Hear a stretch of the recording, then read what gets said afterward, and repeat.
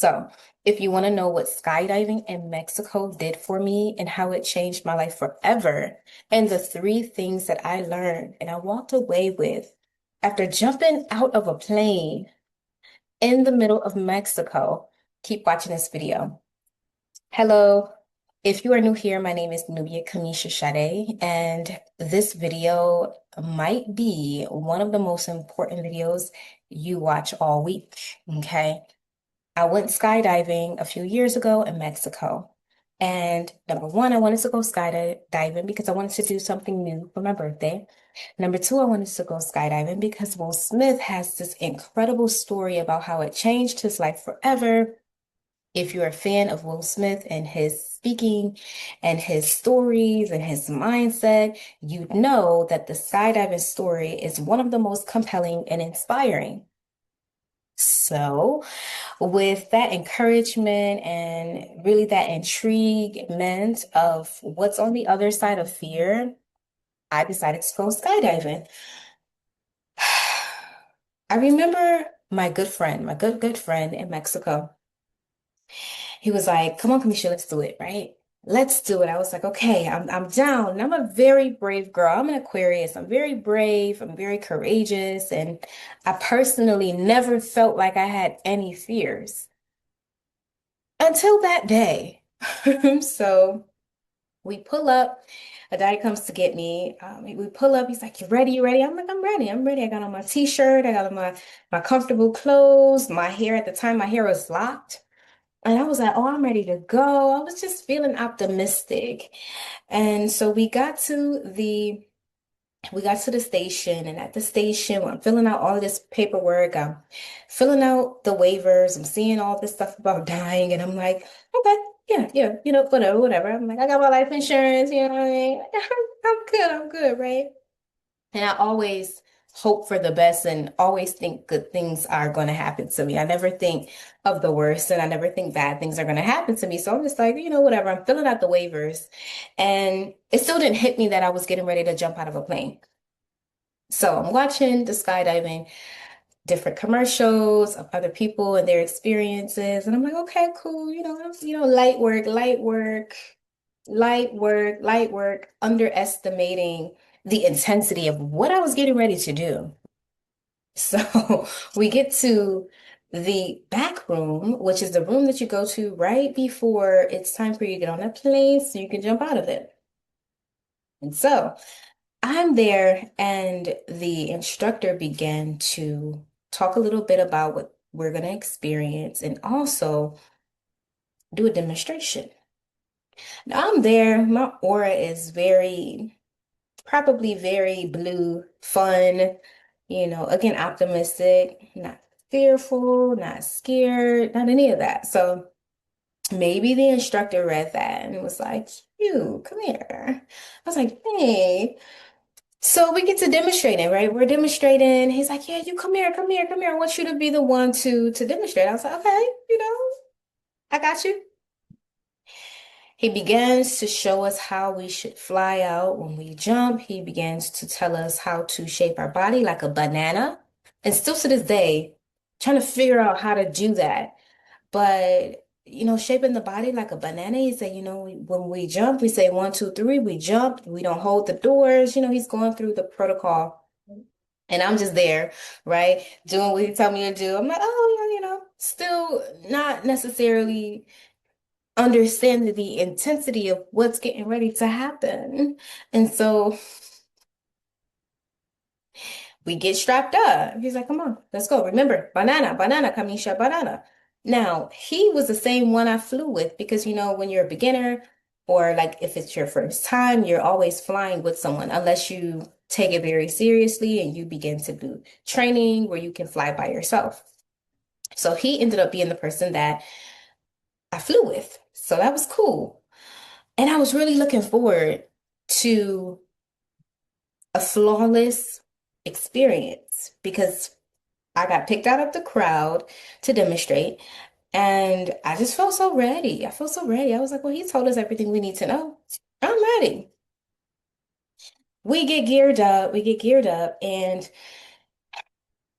I'm I'm feeling a little, just slightly, a little bit of the intensity because I'm like, okay, okay, this is some heavy gear. Okay, I got this strap here, buckle, buckle, to do, boom, and I'm gonna buckle you like that.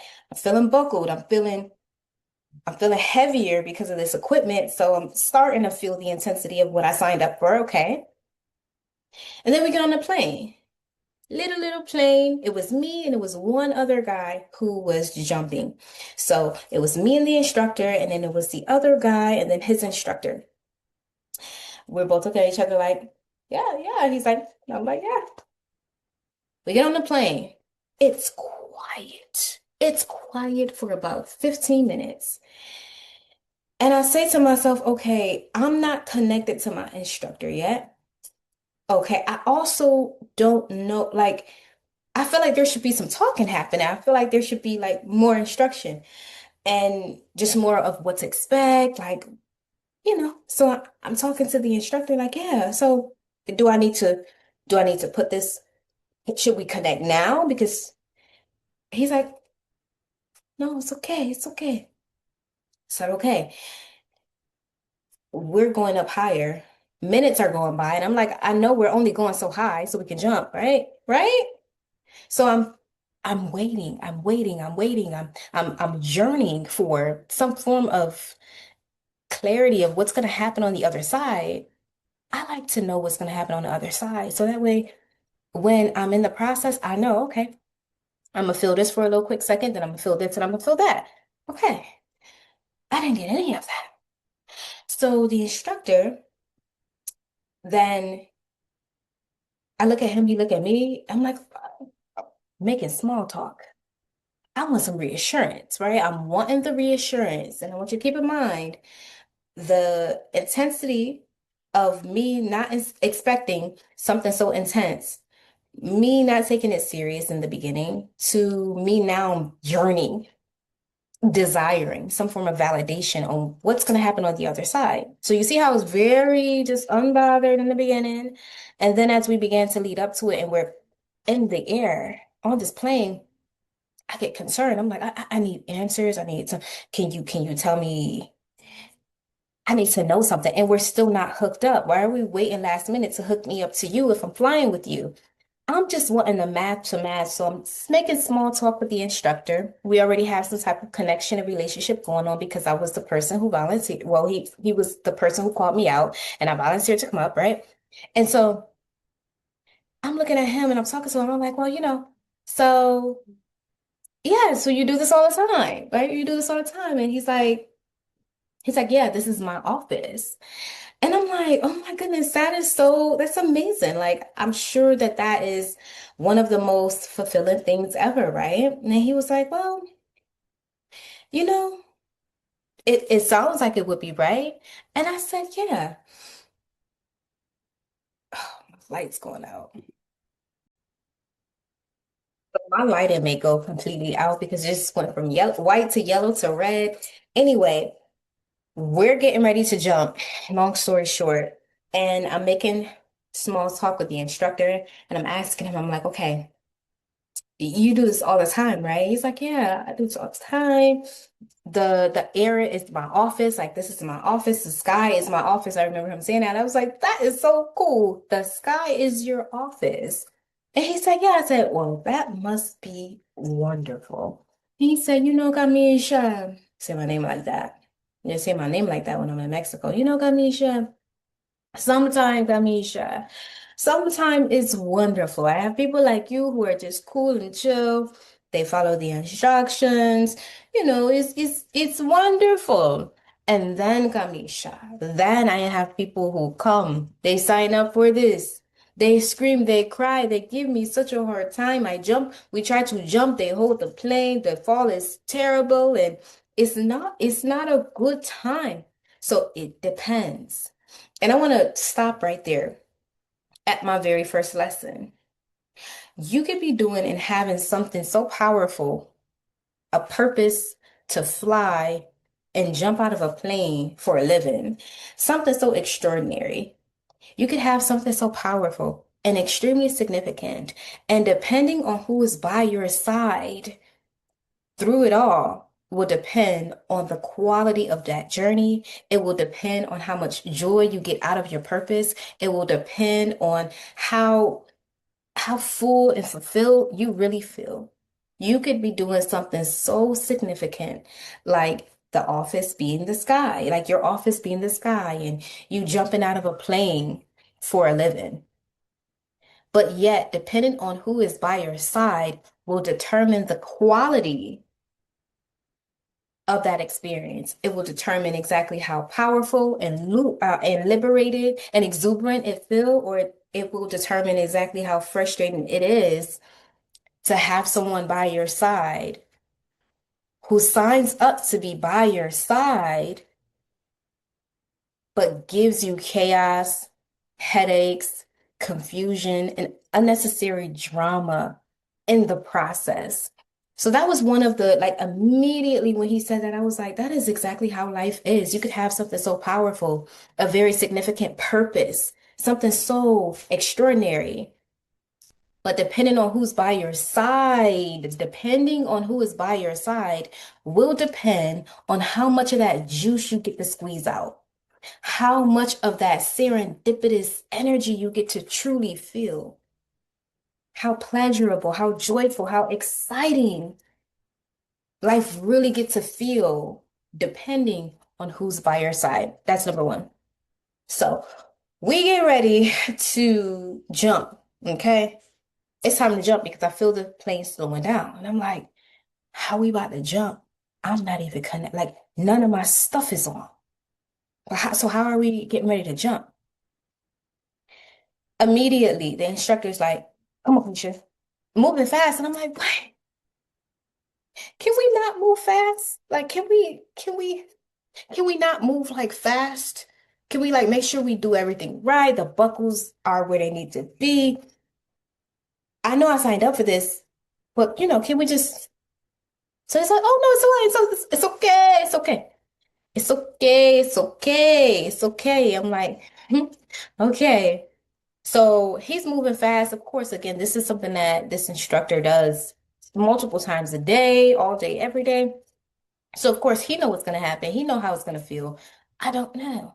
So why are we moving fast? Can we slow down a little bit, right? Can we slow down just a little bit? So we're moving fast. He's connecting me to his buckles, and the back of my buckles connected to the front of his buckles, and we're connected.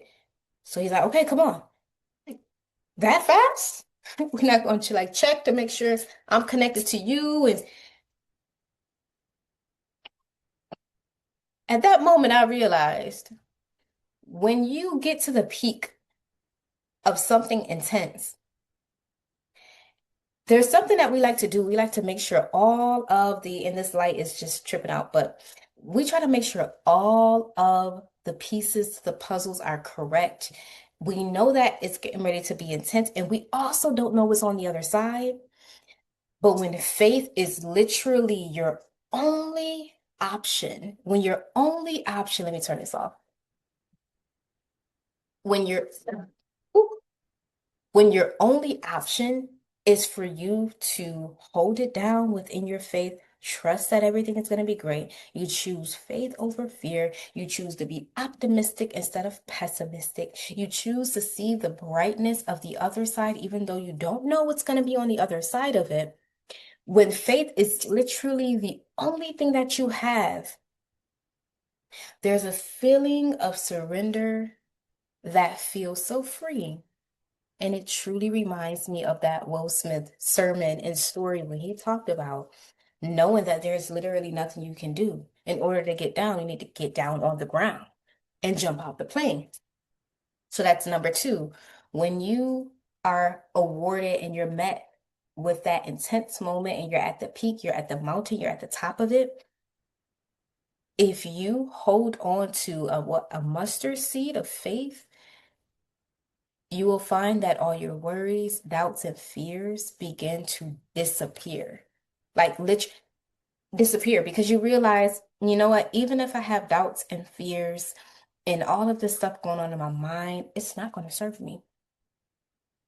It's nothing I can do about it, right? So that's lesson number two. We get to the edge of the plane. We get to the edge of the plane.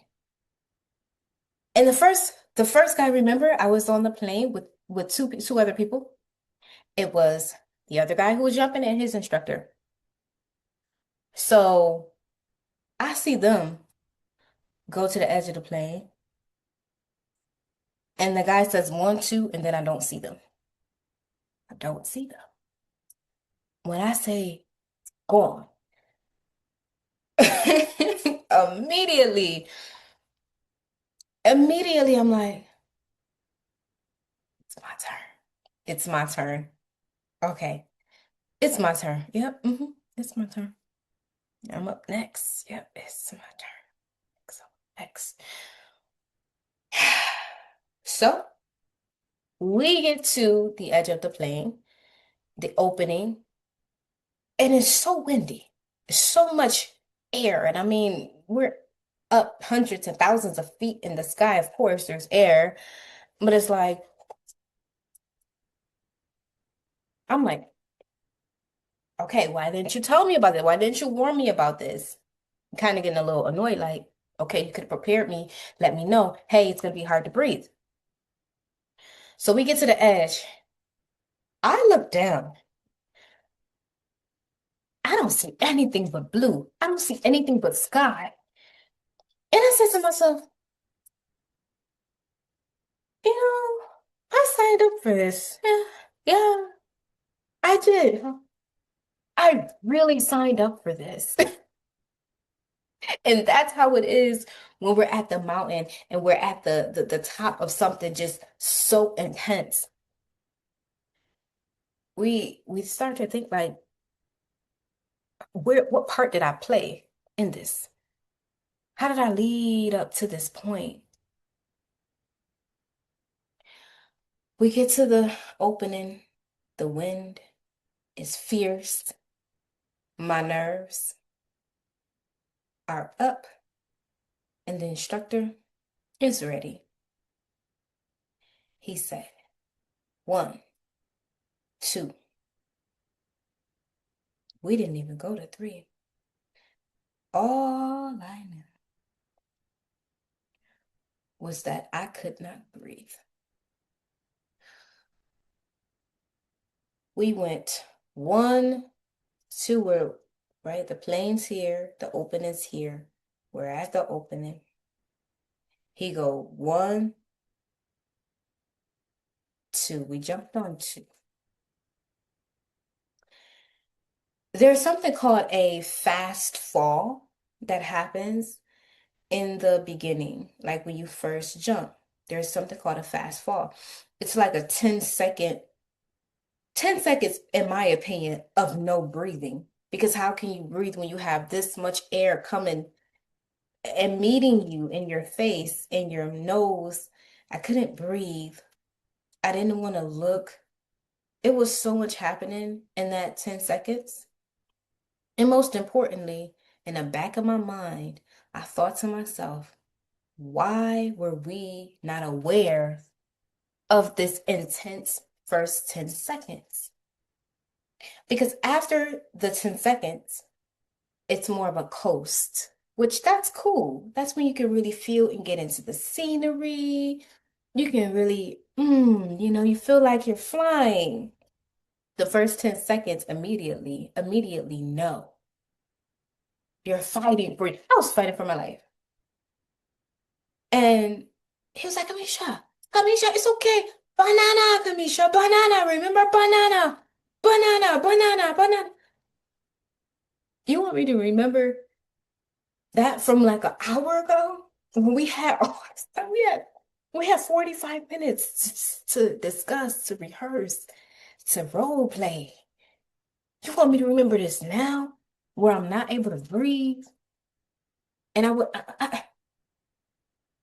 banana, Kamisha, banana. So I'm doing my best to turn into a human banana as he instructed us earlier. And so the fast falls over really quickly. He's like, Kamisha, see, it's fine. It's okay. It's okay. It's fine. Look, it's okay. Look up. Open your eyes. Look, fly. Oh my gosh. And I'm just like, actually, no. Actually, no. I'm trying to figure out what happened. So I begin to rest gently. Just shoulders not as clenched. This is all seconds in between. And we're coasting. It's like, oh, doesn't it look beautiful? I'm like, yeah. Mind you, I just want it to be over at this point. I really just want to get on land. I just want it to be over.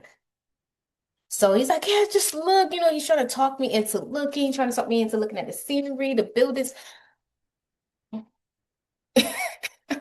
At this point, I'm ready to get on land. Can you put me on land? Can you put me on land? I'm an Aquarius, I'm an air sign, but this is too much. So then, as we're coasting, he says, okay, Kamisha. I'm like, okay, what? In the back of my mind, because I'm like, did you forget something? Immediately, I'm thinking, I'm like, we forgot a lot of stuff. I feel like we forgot a lot of stuff because there was no talking up until this moment. There was no talking. Why was there no? We had time to talk. He's like, okay, Kamisha, so I'm gonna do something. What are you gonna do? You didn't tell me none of this. You didn't tell me any of this. Okay, Kamisha, I'm going to do something. I'm going to unbuckle you.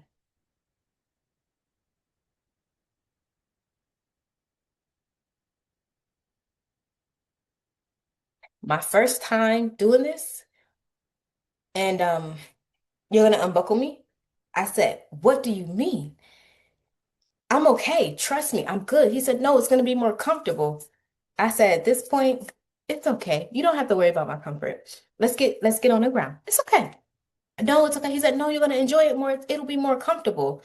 I don't know if I was short because I'm 5'2". I don't know if I was too short or what was it. There was some technical difficulties happening that he didn't tell me about, but he was just letting me know that he was going to unbuckle the front of our buckles where I was connected to his front and the legs, the bottom, like thigh part, because I was connected to his. And all that was going to be left was our cores being connected. In my mind, I'm like, no, no, no. We don't need to do that. I'm good. You don't bump my comfort at this point. I don't care about my comfort. I'm good. Like, let's just get to ground. You know what I mean? Please. I just want to get. He's like, no, Kamisha, trust me. No, I have to do this. Third lesson. When you have no other choice but to trust the process,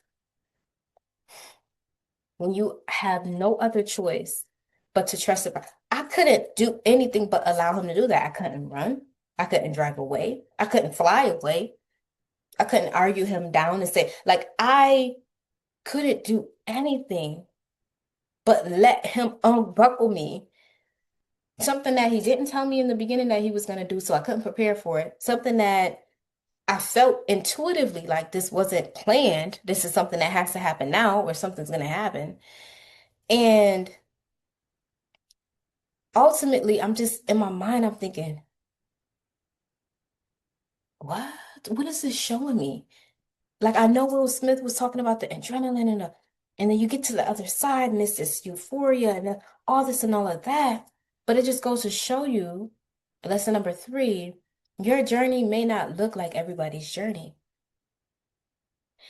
That skydiving lesson and that skydiving experience didn't necessarily teach me about fear. That skydiving lesson and that skydiving experience more so taught me about the art of surrender and how surrender doesn't always look blissful.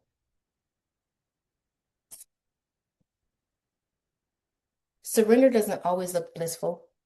Surrender doesn't always look effortless. And surrender doesn't always come from choice. So I surrendered and I said, okay, So he unbuckled the top and the bottom. And all that was left was the cord. As he unbuckled the top, boom, I felt me getting heavier with my own weight because now he's not carrying the top of me. And then when he unbuckled the bottom, boom, I felt me wiggling a little bit more. I'm dangling hundreds of thousands of feet in the sky. I am dangling over the country of Mexico. How could I have prepared for this? We finally get to where I can see sand, I can see water. I began to see earth and the land. I began to see land, and I'm like, yeah. The whole time my eyes are closed. I barely opened my eyes the whole entire time because I'm doing math in my mind, I'm doing science. Nothing's making sense. So I finally arrived to land. Boom. I see my friend die. He's like, Amisha, oh, how was it? How do you feel, girl? How do you feel? I'm like, you have no idea what I just experienced. You have no idea. When I got on land, I was much more happier. I felt like, oh my gosh, I did it. Yeah. But it wasn't like how I thought it was going to be. Number one, I didn't feel prepared. Number two, we jumped on two, not three. Number three, to be unbuckled hundreds of thousands of feet in the sky without knowing what's happening or even knowing the reason why you had to be unbuckled. And for all of this to be your first time, and I don't even ride roller coasters, that was intense. So don't let this story derail you from going skydiving. I would say if it's in your heart to go, go because you'll have your own experience. Maybe it'll be fluttery and fun and juicy. Maybe you're a thriller. I'm not a thriller. I like, I'm not a thriller. That was the most thrilling thing I've ever done in my life. And that's probably gonna be the peak and my go-to thrill for life. Uh-huh. Yeah, I'm good after that. But I say that to say, understanding that number one, depending on who you decide to do life with, partnership. That's friends. That's like the type of friends that you have around you. That is your romantic dynamics. That's your personal relationships. Depending on the quality of those relationships will depend on how thrilling, how joyful, how expansive your life actually is, your purpose actually is. And that's number one. Number two, when you're on the other side of fear or the other side of something intense, everything else that could go wrong in your mind or any negative thinking or pessimistic thinking starts to dismiss and disseminate. But see, if you don't ever get to that edge and you don't ever get to that point, you'll always be a victim to those fears. You'll always be a victim to pessimistic thinking. You'll always be a victim to worst case scenario. So do more things that put you on edge so you can face that neck and neck and head to head and eye to eye to be able to see, you know what, I'm going on the other side. Now, what the other side look like? I'll do my best to prepare, but I'm going on the other side. And if you play life safely, you'll be safe, but you'll never be fulfilled. So that's number two. Number three, when all you have is faith and all you have is to surrender, it may not be the prettiest along the way. You may not know everything along the way. And it may even frighten you along the way. But only, first off, I'm alive. Hello, thank you. That's a win. Okay. Whew. But number one, I'm alive. Thank you, gosh. I'm not doing it again. I said I would do it if like a friend wanted me to or something like that. Someone close to me wanted me to because they were going, I'm not doing that again. I pay my dues. I pay my air dues. Okay, I'm good. That was enough for me. That was enough. Thank you. Thank you for the experience. But anyway, it showed me so much. So I always pull lessons out of my most intense experiences in life, and those were my top three lessons from skydiving in Mexico. If you are thinking about going skydiving, definitely go for it. If you are thinking about doing something that's going to shake the shackles of fear, doubt, self-limitations, pessimism, if you want to shake that off of you, do something edgy. I promise you, you will be rewarded for the rest of your life.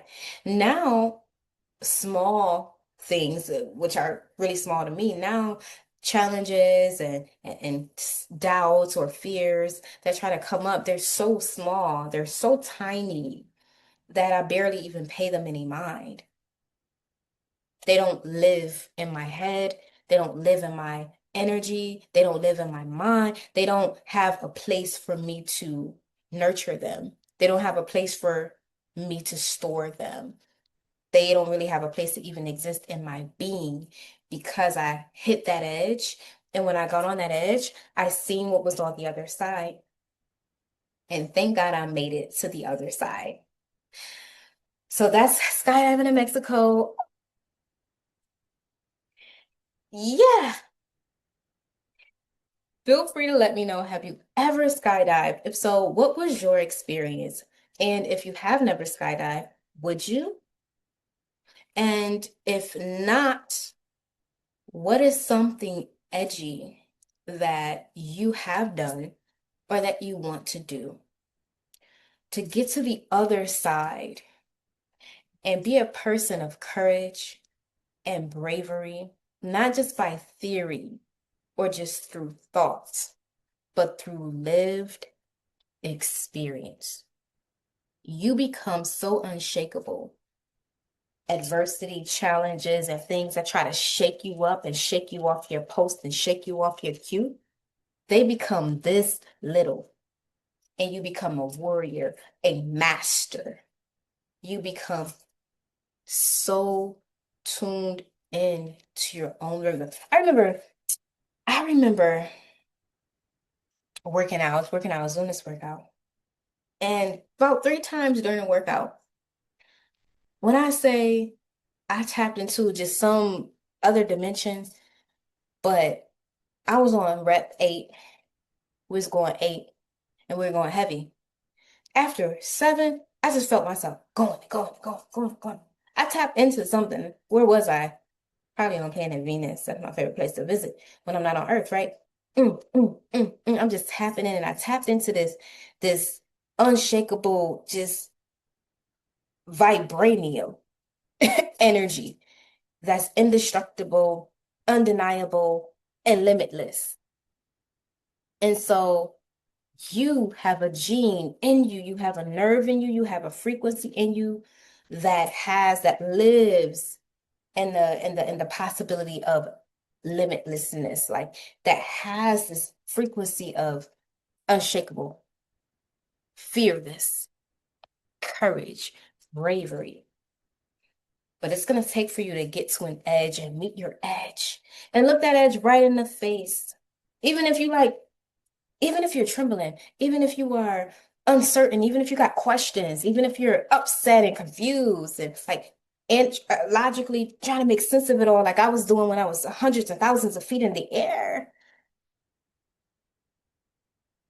meet your edge.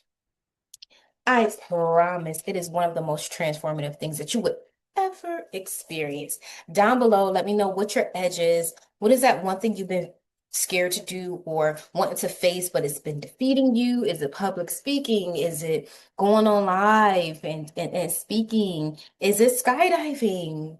Is it, what's another fear? Like, what is it? Is it spiders? Like, what is your edge?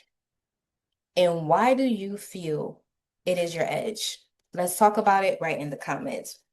And that was my story on skydiving in Mexico. Again, my name is Nubia Kamisha Sade. Make sure you subscribe for more videos and lessons like this because I have a ton. I've been all around the world and I've experienced some extraordinary things. And I am so excited to share them with you.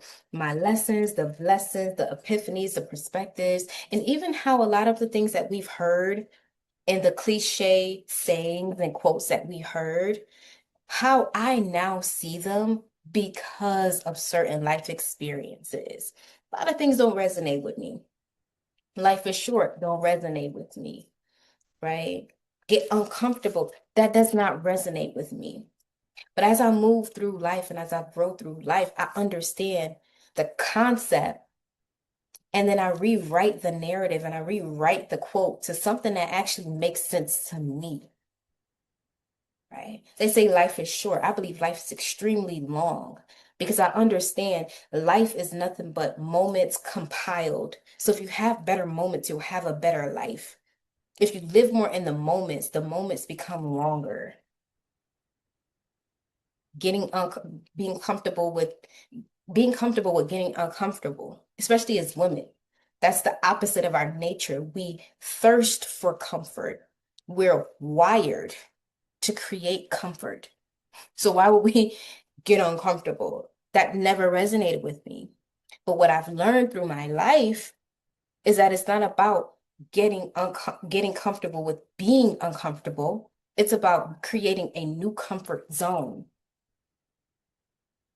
More on that later. Thank you all for watching. Mwah. Ciao for now. Dang, you went skydiving like that? Mm-hmm. Off the plane? Mm-hmm. Goodness, that was crazy. It was. Coach y'all like